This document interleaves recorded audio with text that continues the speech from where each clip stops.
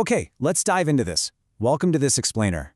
Today, we're talking about a completely historic shift in retirement benefits. And honestly, this is something that could fundamentally change your financial life.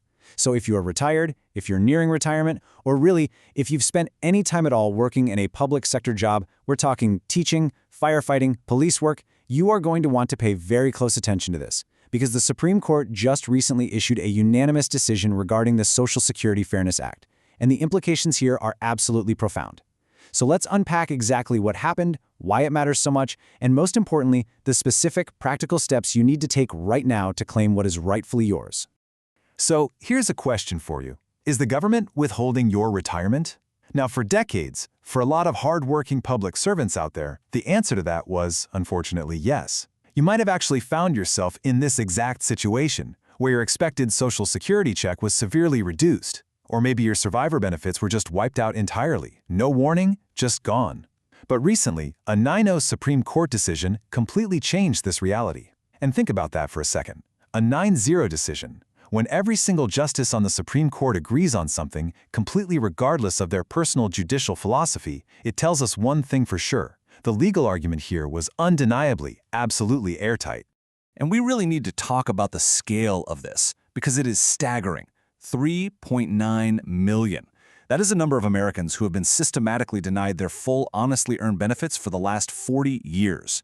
Just let that sink in. Almost 4 million people. We're talking about dedicated teachers and grieving widows who are completely blindsided by these complex bureaucratic rules. People who are basically told, hey, sorry, your slash benefits are technically correct. I mean, these are folks who worked incredibly hard. They paid their taxes. They served their local communities faithfully, only to end up being penalized by the exact same system they put their trust in. It's wild. Now, what's really interesting about this slide is Section 1, the 40-year injustice. To really understand how we got here, we've got to look back. Right, so the first major issue here was something called the Windfall Elimination Provision, or the WEP. This was inserted quietly into federal law way back in 1983, and what it did was reduce earned Social Security benefits for workers who also had a government pension. Now, the original idea behind it was supposedly to adjust benefits for higher earners, but in practice, it was a totally different story. It heavily penalized everyday public servants. Picture this. You've got a firefighter. They retire after 30 years of grueling service.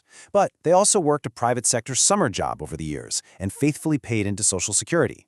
Well, under the WEP, those earned Social Security benefits were slashed. Why?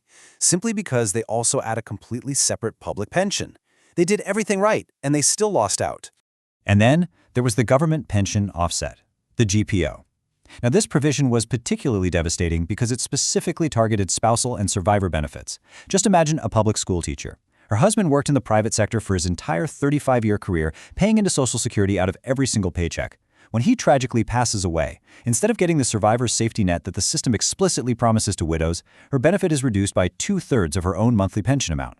And for the vast majority of surviving spouses, this brutal bureaucratic math zeroed out their survivor benefit completely. They got absolutely nothing. So let's look at the broader impact of this across the entire country. You've got the WEP, which targeted the honestly earned personal benefits of 3.2 million Americans. And then you have the GPO, which targeted the critical survivor benefits of another 700,000 people. For decades, advocacy groups fought this tooth and nail. I mean, it was a constant battle. Bills would get introduced and then they'd just die in committee. And every single year, a brand new wave of retirees would step away from their careers, completely blindsided by this math, realizing their retirement wasn't at all what they planned.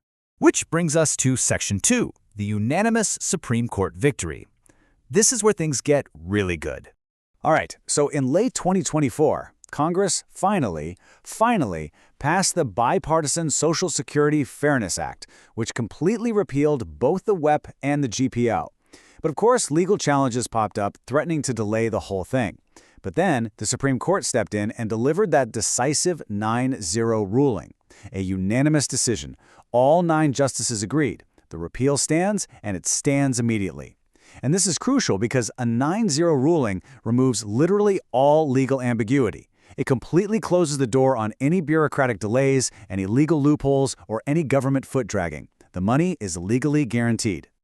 So what does this actually mean for you, practically speaking? Well, we are talking about an estimated $360 to $1,190 monthly benefit increase for those affected by the WEP repeal. And let's be real, for retirees living on fixed incomes, this is not just some minor little adjustment. That amount of money is a massive financial lifeline. It is quite literally the difference between just barely scraping by and actually living your retirement with some dignity. Plus, and this is huge, many people are owed retroactive back pay. That means a substantial lump sum could be on the way to you very soon. So, who exactly does this affect? Well, let me ask you. Did you work as a teacher in a state like California, Colorado, Illinois, Louisiana, Massachusetts, Ohio, or Texas outside of Social Security? Were you a police officer or a firefighter with a separate city pension? Or maybe you're a surviving spouse who received a reduced benefit or no benefit at all due to the GPO? If you or someone you love fits into any of these specific profiles, this historic ruling directly impacts your financial future, and you need to pay close attention to what we're covering next.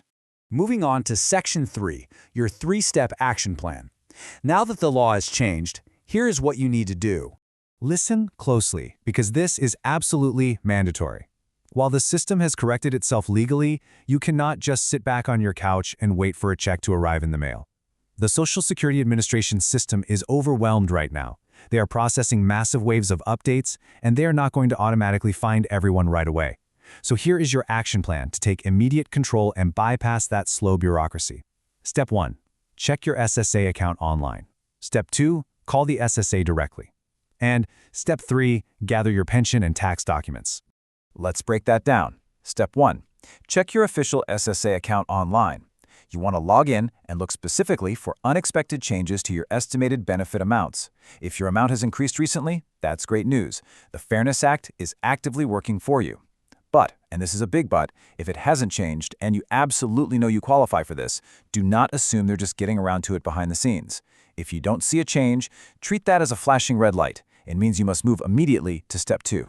Which brings us to Step 2. Call the SSA directly. Now, I'm just going to level with you here. The hold times are probably going to be brutal. You might literally have enough time to read a short novel while you wait. But you have to be patient and you have to be persistent. Enduring a long hold on the phone is a very minor inconvenience when we're talking about claiming money that was unfairly withheld from you for 4 decades, right?